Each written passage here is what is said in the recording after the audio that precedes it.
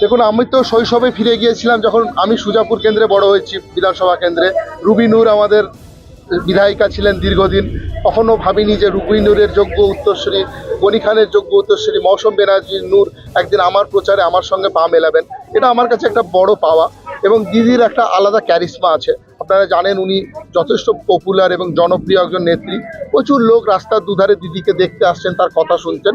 এটা দিদির জন্য একটা ওনার ব্যক্তিগত ক্যারিশমা আমাদের এই প্রচারকে আলাদা মাত্রা দিয়েছে। এই কেন্দ্র থেকে ডালুবাবু 4 বার জিতে এসেছেন, এবার ওনার ছেলে হয়েছেন, কোতোয়ালি এই থেকেই হয়েছে, পরিবার থেকে। কতটা লড়াই হতে পারে কি মনে করছেন? না, লড়াই তো আমরা 1 ইঞ্চি কাউকেও ছাড়বো না।